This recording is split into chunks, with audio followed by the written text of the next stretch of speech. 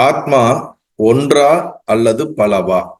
ஆத்மா ஒன்றா அல்லது பலவா? பலவானா ஒரு ஆத்மா மட்டும்தான் இருக்கின்றனவா, அல்லது ஆத்மாக்கள் நிறைய ஆத்மாக்கள் இருக்கின்றதா?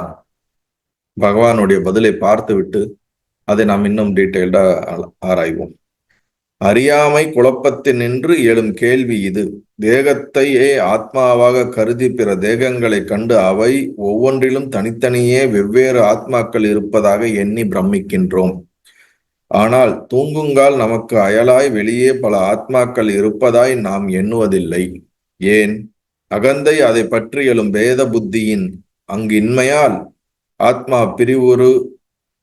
பிரிவுறாத ஒன்றே என்று பலவல்ல. ஆத்மா ஒன்றுதான், ஆத்மா பலவானது அல்ல என்பதுதான் பகவானுடைய இறுதி கருத்தாக சொல்லப்பட்டிருக்கிறது. இது ஜென்ரலாகவே இந்த கேள்வி எதனால வருகிறது அப்படிங்கிறதுக்கு முதல் வார்த்தையிலே சொல்லிட்டு, அறியாமை குழப்பத்தின் நின்று எழும் கேள்வி இது. த இக்னரன்ஸ், நம்மை பற்றி நமக்கு முழுமையான ஒரு தெளிவு இல்லாததனால் நமக்குள் எழுகின்ற எல்லோருக்கும் எழுகின்ற ஒரு சாமானியமான ஒரு கேள்வி. ஆன்மீகத்துக்குள்ள வரவங்களும் சரி, ஆன்மீகத்துக்குள்ள வராதவங்களும் சரி, இந்த ஆத்மாங்கிற அந்த சப்தத்தை நன்றாக இதை கேள்விப்பட்டிருப்பார்கள், அடிக்கடி பயன்படுத்துவார்கள். இதுல என்ன ஒண்ணுன்னா, அது ஒவ்வொரு பிலாசபியும் ஒவ்வொரு தத்துவங்களும் அந்த சப்தத்துக்கான அர்த்தங்களை மாறுபட்டு இருக்கின்றன. இப்ப அத்வைத சித்தாந்தத்திலே ஆத்மா என்ற சப்தத்துக்கு பயன்படுத்தக்கூடிய அர்த்தமும், சைவ சித்தாந்தத்துல ஆத்மா என்ற சப்தத்துக்கு பயன்படுத்தக்கூடிய அர்த்தமும், ஜெயினிசம் இது போன்ற பல பிரிவுகளில அந்த சப்தத்துக்கு அவர்கள் சொல்லக்கூடிய அர்த்தமும் வேறுபட்டு இருக்கின்றன. ஆனா ஜென்ரலைஸ்டா நமக்கு ஒருவர் இறக்கும் பொழுது ஆத்மா பிரிந்து விட்டது, ஆத்மா சாந்தி அடையட்டும், ஆத்மா இன்னும் அடுத்து அதனுடைய பயணத்தை தொடரட்டும், இது போன்ற நம்மளுடைய வழக்கமான சப்தமாக இதை பயன்படுத்துகிறோம். ஆனா உண்மையாகவே ஆத்மா பிரிகிறதா, ஆத்மா இங்கிருந்து இன்னொரு இடத்திற்கு செல்கிறதா, அல்லது சென்று வரக்கூடிய ஒரு தன்மை உடையதா என்பதை நாம் ஆராய்வது கிடையாது. அது வழக்கத்துல பயன்படுத்தப்படுது அந்த சொல். அப்ப எந்த இடத்துல அந்த சப்தம் பயன்படுத்துவது, அதை எந்த அர்த்தத்தை குறிக்கிறது என்று தெரிந்து நாம் அதை புரிந்து கொள்ள வேண்டும். இங்கே ஆத்மாவாக கருதி பிற தேகங்களை கண்டு அவை ஒவ்வொன்றிலும் தனித்தனியே வெவ்வேறு ஆத்மாக்கள் இருப்பதாக எண்ணி பிரமிக்கின்றோம். நாம் தவறாக புரிந்து கொள்ளுகின்றோம். நாம் தனியாக இருக்கின்றோம், மற்ற அனைத்து உயிர்களும் தனித்தனியாக இருக்கின்றது. சோ நாம் ஒரு ஆத்மா, மற்ற உயிர்கள் அனைத்தும் தனித்தனி ஆத்மா. சோ பல ஆத்மாக்கள் இருப்பதாக நாம் புரிந்து வைத்திருப்பது ஒரு தவறான ஒரு புரிதல் என்று இங்க சொல்லுகிறார்.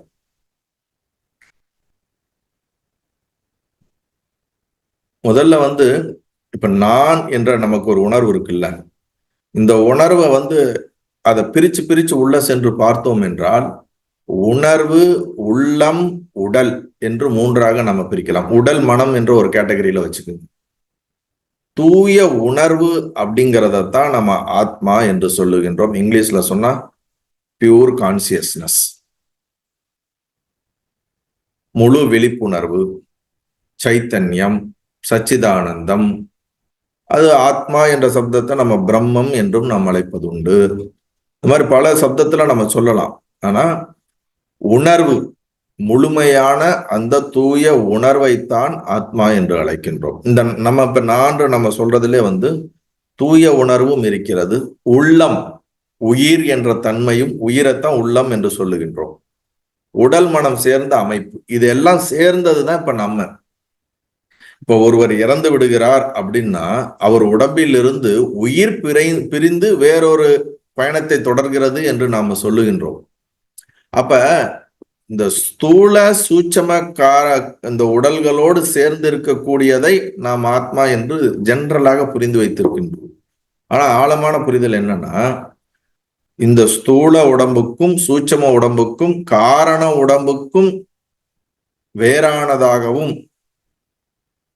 ஜாக்கிரத், சொப்ன, சுசுப்தி என்ற இந்த விழிப்பு நிலை, கனவு நிலை, தூக்க நிலை, இந்த மூன்றிற்கும் சாட்சியாக எது இருப்பதாகவும், அன்னமய கோஷம், பிராணமய கோஷம், மனோமய கோஷம், விஞ்ஞானமய கோஷம், ஆனந்தமய கோஷம் என்ற இந்த 5 கோஷங்களுக்கும் அப்பாற்பட்டு இருக்கக்கூடியது எதுவோ அதுவே ஆத்மா. சாட்சி ஸ்வரூபமாக எது இருக்கிறதோ அதுவே ஆத்மா என்று ஆதி சங்கராச்சாரியார் தத்துவபோதத்துல ரொம்ப தெளிவா சொல்லியிருக்கார். பல இடத்துல சொல்லப்பட்டிருக்கு. அனைத்திற்கும் சாட்சியாக எது இருக்கிறதோ அதுவே. இப்ப நம்ம சொல்லும் பொழுது இந்த சூட்சம சரீரத்தை நான் என்று அபிமானிக்க கூடியவன் இந்த நான் இருக்குல்ல, அதற்கு பேர் உயிர் அல்லது அதற்கு பேர் உள்ளம் என்று அர்த்தம். இந்த உயிர், இந்த உள்ளமானது மனதோடு சேர்ந்தது. இதுதான் உடலை விட்டு பிரிந்து அடுத்த உடலை நோக்கி பயணிக்கிறது. ஆத்மா பயணம் செய்வது கிடையாது. ஆனா ஜென்ரலா ஒருவர் இறக்கும் பொழுது ஆத்மா இந்த இதுல இருந்து சாந்தி அடையட்டும், ஆத்மா ஆல்வேஸ் எப்பொழுதும் பூரணத்தன்மையில தான் இருக்காது. அபூர்ணத்தன்மையில கிடையவே கிடையாது.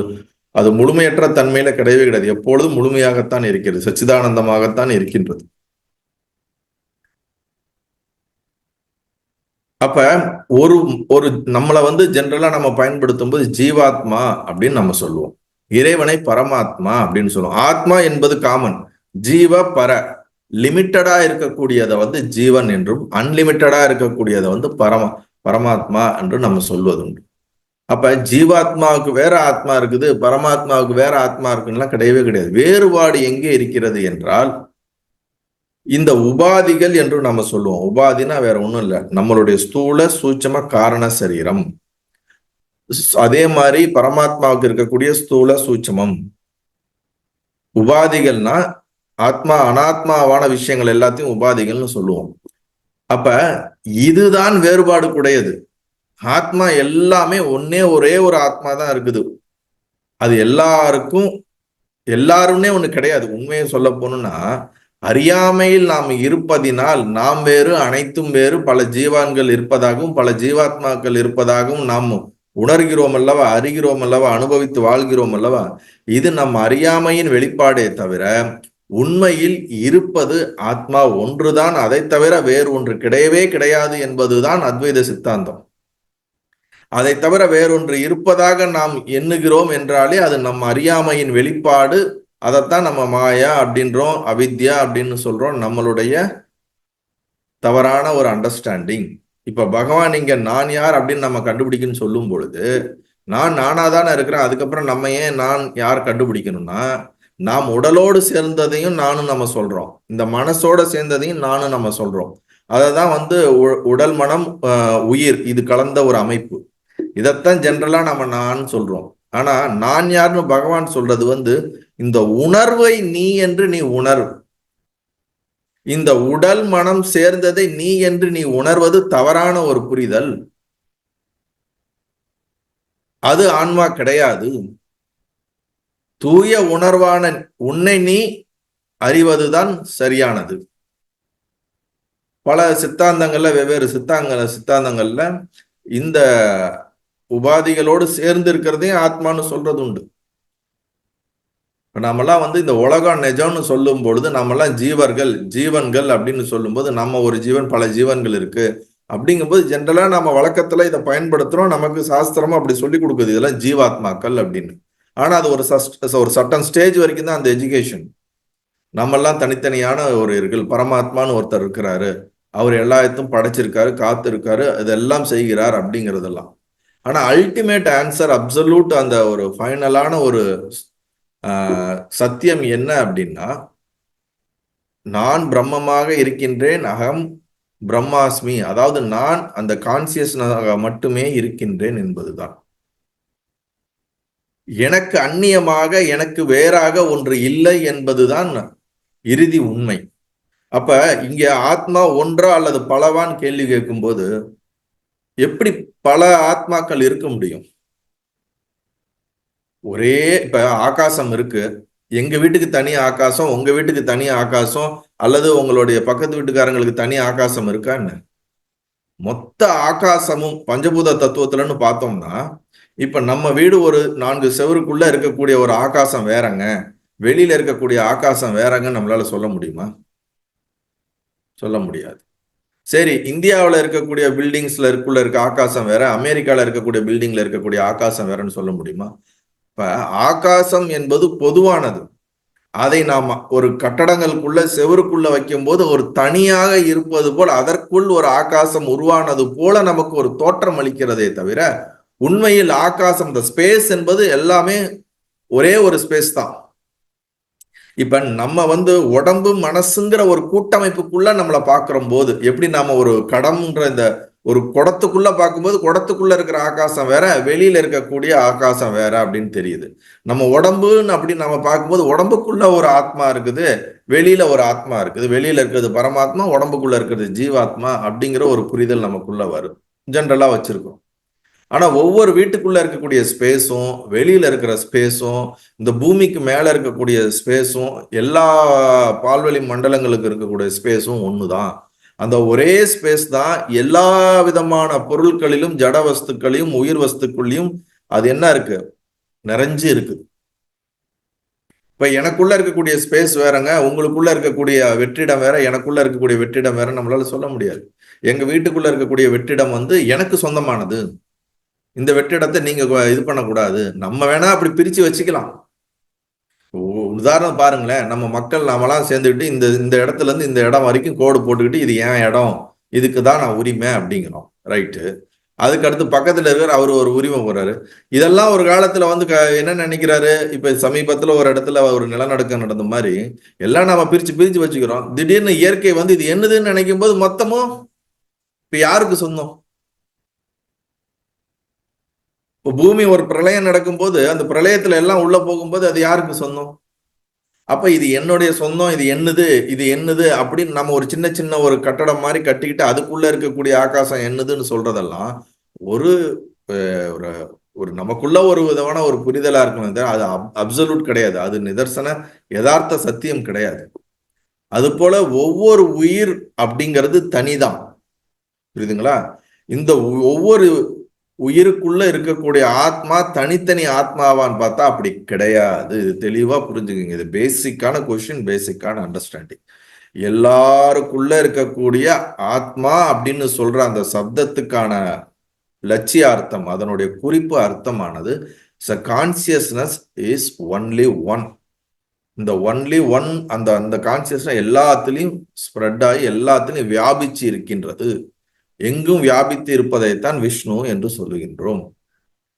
எனக்குள்ள வியாபித்து இருக்கக்கூடிய கான்சியஸ்னஸும் உங்களுக்குள்ள வியாபித்து இருக்கக்கூடிய கான்சியஸ்னஸும் வித்தியாசம் கிடையாது. அப்ப வித்தியாசம் எங்க வருதுன்னா, என்னுடைய உடல் மனம் என்ற இந்த சூட்சம சரீர இந்த உபாதியான இதுலதான் மாறுபாடு இருக்குது. உங்களுக்குள்ள சூட்சம சரீர இதுலதான் மாறுபாடு இருக்கிறது.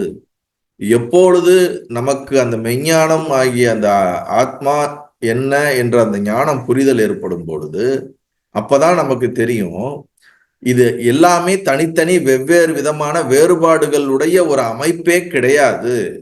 அப்படி ஒரு நிதர்சனமான இது ஒவ்வொன்றும் தனித்தனியா ஒவ்வொரும் இருக்கக்கூடிய ஒரு துவைத்தம் கிடையாது. இருப்பது சத்தியம் ஒன்று மட்டும்தான். அதுல இது ஒரு தோற்றங்களாக, எப்படி ஒரு சினிமா திரையில ஒரு பிக்சர் காட்டுறது போல நமக்குள்ள ஒரு தோற்றமாகத்தான் இருக்கிறதே தவிர இதற்கு ஒரு நிஜமான ஒரு இருப்பு இருக்கிறதா என்றால் நாம் பார்க்கின்ற இந்த எதற்கும் நிஜமான இருப்பு கிடையாது. நம்ம சொல்ல எப்படிங்க அது நீங்க நிஜமான இருப்பு இல்லை அப்படின்னு நீங்க கேட்டீங்கன்னா, நம்முடைய கனவு ஒன்று நடக்கிறது. தினமும் இரவுக்குள்ள போறீங்க, அந்த கனவுன்னு இதே போல் மனிதர்கள் இருக்கிறார்கள், ஊரு இருக்கிறது, பில்டிங்ஸ் இருக்கு, வாழ்க்கை ஒரு உணர்ச்சிகள்லாம் வாழ்ந்துட்டு இருக்கோம். அதுல இருந்து விழிப்பு ஆகும்போது அந்த கனவுன்னு பாத்தீங்கன்னா ஒருத்தருடைய பிரெயினுக்குள்ள ஒரு மனசுக்குள்ள நடக்கக்கூடிய காட்சிகள். இப்ப நம்மளுடைய தத்துவம் என்ன சொல்லுதுன்னா, அது போலதான் நீ பார்க்கிற இந்த வேக்கிங் ஸ்டேட், இந்த உலகம், நீ வாழக்கூடியது, மனிதர்கள், இது எல்லாமே உன் மனதினால் ப்ரொஜெக்ட் செய்யப்பட்டு பார்க்கப்படுகின்ற காட்சிகளே தவிர இதற்கு நிஜமான ஒரு இருப்பு இருக்கிறதா என்றால் கிடையாது. அறிவால் ஆராயும் பொழுது இதற்கு உண்மைத்தன்மை கிடையாது. ஆனா அனுபவத்துல இது இருக்குது. இதுதான் முக்கியமான ஒரு விஷயம் இல்லைங்களா? நீங்க சொல்றது கரெக்டுங்க அப்படின்னா, என் பிராக்டிக்கலா எனக்கு எக்ஸ்பீரியன்ஸ்ல இதெல்லாம் இருக்குதுங்க. ஆனா அறிவால ஆராயும் பொழுது இதுக்கு எந்த ஒரு உண்மைத்தன்மை கிடையாது. அதத்தான் மித்தியா அப்படின்னு நம்ம சொல்றது உண்டு. புரியுதுங்களா? இருக்குது ஆனா இல்ல. நமக்கு அனுபவத்துல இருக்குது ஆனா ஆராயும் போது அது கிடையாது. அப்படி அததான் ஒரு உதாரணத்துல இங்க சொல்றார். தூங்குங்கால் நமக்கு அயலாய் வெளியே பல ஆத்மாக்கள் இருப்பதாய் நாம் எண்ணுவதில்லை. நம்ம ஆழ்ந்த தூக்கம் டீப் ஸ்லீப் ஸ்டேட்ல இந்த டிஃபரன்சியேஷன் எதுவும் வெவ்வேறு ஆத்மாக்கள் என்ற எந்த ஒரு அறிவோ எந்த ஒரு அனுபவமோ அங்க ஏற்படுவதில்லை. நம்ம அப்படி ஒரே ஒரு உணர்வு மட்டும்தான் அங்க இருக்குதே தவிர பிரிவுகளான பல ஆத்மாக்கள் இருப்பதாக நம்ம உணர்வது கிடையாது. அது ஏன்னா அப்படிக்கே சொல்றார், அகந்தை அதை பற்றி எழும் பேத புத்தியின் அங்கு இன்மையால் இந்த ஈகோ. இப்ப நமக்கெல்லாம் நான்ற உணர்வு எங்க வருதுன்னா காலையில கண் விழிச்சதுக்கு அப்புறம் வருது, அப்புறம் கனவுல வருது. அந்த கனவுல இருக்கக்கூடிய நான்ற நான் ஒரு சுந்தர், நான் ஒரு ராமன் அப்படின்னு நமக்குள்ள ஒரு வச்சிருக்கோம்ல நான்ற உணர்வு, இது காலையில் கண் விழித்ததுக்கு அப்புறம் வருது, கனவிலே இருக்கிறது. இந்த இந்த உணர்வுக்கு பேர் தான் அகந்தை என்று சொல்கின்றோம், அகங்காரம் அல்லது ஈகோ அப்படின்னு சொல்றது. இதைதான் நான்ற இந்த சரீரத்தை பிடித்து கொண்டு இருக்கக்கூடிய இந்த உணர்வு. இந்த உணர்வு டீப் ஸ்லீப்ல கிடையாது. வேக்கிங் ஸ்டேட்லயும் ட்ரீம் ஸ்டேட்லயும் இருக்குது. இந்த வேக்கிங் ஸ்டேட் ட்ரீம் ஸ்டேட்ல மட்டும்தான் இந்த உணர்வு வரும் பொழுது எல்லாத்தையும் வேறு வேறாக பிரித்து பார்க்கக்கூடிய இந்த மனம் புத்தி இயங்குகிறது. ஆழ்ந்த தூக்கத்துல இயங்குவது இல்லை. இந்த மனம் புத்தி இந்த மாதிரி பிரித்து பிரித்து பார்க்கக்கூடிய இயங்குறதுனால நான் வேற மற்றதெல்லாம் வேற வேறங்கிற ஒரு உணர்வு நமக்கு ஏற்படுகிறதே தவிர உண்மையில அதுதான் ஆழ்ந்த சத்தியமான அப்படி கிடையாது. இது எல்லாமே தனித்தனியா இருந்தா ஆழ்ந்த தூக்கத்திலையும் நமக்கு ஒரு தனின்ற உணர்வு இருந்திருக்கணும், எல்லாத்துல இருந்து வேறுபட்ட ஒரு உணர்வு இருந்திருக்கணும், எல்லாம் தனித்தனியா இருக்கிற மாதிரி நமக்கு ஒரு உணர்வு இருந்திருக்கணும். நீங்க சொல்றாரு ரமண மகரிஷி அத அந்த உதாரணத்தை கொடுத்து நமக்கு புரிய வைக்கிறார். அப்படி இல்லாத பட்சத்துல உன்னுடைய அகங்காரம் வெளிப்படும் போதுதான் நீ வேற மத்தது வேறன்னு எல்லாம் தெரியுது. அகங்காரம் வெளிப்படாத பொழுது இது வேற அது வேறங்கிற ஒரு உணர்வு உனக்கு கிடையாது. அதாவது பொய்யான இந்த பேத புத்தி கிடையாது. அப்ப ரியாலிட்டியில இருந்து பார்த்தா ஒன்லி ஒன்னஸ், அதாவது பரம கான்சியஸ்னஸ், அந்த பிரம்மமாகிய ஆத்மா ஒன்றுதான் எங்கும் வியாபித்து எங்கும் நீக்கமர நிறைந்து எல்லாவாகுமாக இருக்கின்றது. அதுல வரக்கூடிய ஒரு தோற்றமும் மறைவுமான ஒரு காட்சி போலதான் அனைத்தும் நடந்து கொண்டிருக்கிறது. இப்ப கடல்ல அலை வருது, கடல்ல அலை உற்பத்தியாகி கொஞ்ச நேரம் நின்று திருப்பி அடங்கிடுது. அந்த அலை ஒரு அலைன்னும் போதே நம்ம கடல்ல இருந்து அலைங்கும் போது வேற ஒரு பேர் கொடுக்குறோம், அதுக்கு ஒரு ஷேப் இருக்குது. ஆனா உண்மையில தண்ணி தான், ரெண்டுமே நீர் தான். இந்த நீர் தான் வேற ஒரு வடிவமாக இருக்கிற மாதிரி தோற்றம் அளிக்குது, திருப்பி அது நீரோட நீராக கலந்து விடுகிறது. அது கடலாக இருக்கும் போதும் அலையாக உருவாகும் போது நீர்க்குமிழியாக இருக்கும் பொழுதும் திருப்பி ஒடுங்கும் போது நீர் நீராகவே இருக்கிறது. நம்ம வேக்கிங் ஆனாலும் சரி, ட்ரீம் ஸ்லீப்புக்கு போனாலும் சரி, டீப் ஸ்லீப்புக்கு போனாலும் சரி, நம்ம உயிரோட இருந்தாலும் சரி இல்லாட்டினாலும் சரி, வேற உடம்பு எடுத்தாலும் சரி, வேற உலகங்கள் இருப்பதாக நினைச்சாலும் சரி, இல்லை எதுவாக இருந்தாலும் கான்சியஸ்னஸ் ஆகவே இருக்கிறது. ஆத்மா ஆத்மாவாகவே இருக்கிறது. ஆத்மா பெரிதும் ஆகாது சிறிதும் ஆகாது. ஆத்மா சுருங்கவும் சுருங்காது விரியவும் விரியாது. உடம்புக்குள்ள மட்டுமே இருக்கும், பக்கத்துல இருக்காதெல்லாம் கிடையாது. எல்லாத்துக்குள்ளேயும் நீக்கமர நிறைந்திருக்கிறது எதுவோ அதுதான் மெய் உணர்வாகிய இந்த பியூர் கான்சியஸ்னஸ், சச்சிதானந்தம். புரியுதுங்களா? இதுதான் இந்த பாடலுக்கான அர்த்தம்.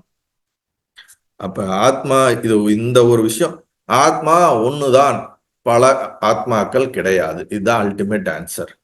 ஆனால் வேற வேற சித்தாந்தங்களை படிக்கும் பொழுது அந்த சித்தாந்தங்கள்ல இதே ஆத்மாங்கிற சப்தத்துக்கு வேறொரு மீனிங்க அங்க கொடுத்துருக்கலாம். உதாரணத்துக்கு நம்ம தமிழ் மொழியில நம்ம ஒரு சப்தத்தை பயன்படுத்துறோம், இதுக்கு இது அர்த்தம்னு வச்சிருக்கிறோம். இதே சப்தத்தை வேற ஒரு மொழியில பயன்படுத்தி இருப்பாங்க, அவங்க அந்த சப்தத்துக்கு வேற ஒரு மீனிங் கொடுத்துருப்பாங்க.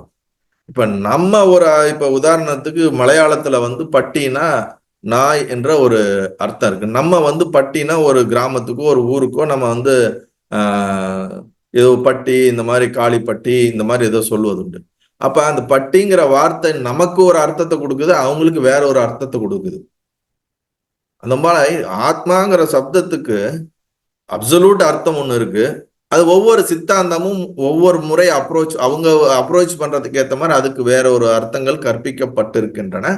அப்படி கற்பிக்கப்படுறதுனால அது ஒன்றும் தவறுன்னு இல்லை. அவங்க என்ன சொல்றாங்க, எந்த ஆங்கிள் சொல்றாங்கன்னு நமக்கு புரிஞ்சுக்கிச்சுன்னா இந்த கன்ஃபியூஷன்ஸ் இருக்காது. நமக்கு அது புரியலன்னா நமக்கு இந்த கன்ஃபியூஷன்ஸ் இருக்கும். அதுதான் பேசிக்கா தெரிஞ்சுக்க வேண்டிய ஒரு விஷயம். அதனால ஆத்மாக்கள் பல கிடையாது, ஒரே ஒரு ஆத்மா. ஆனா இப்ப எனக்கு பல ஆத்மாக்களாக இருக்குதேன்னா என்னுடைய அறியாமையினால் பலவாக இருப்பதாக நான் அறிகிறேன், அனுபவிக்கின்றேன், உணர்கிறேன்.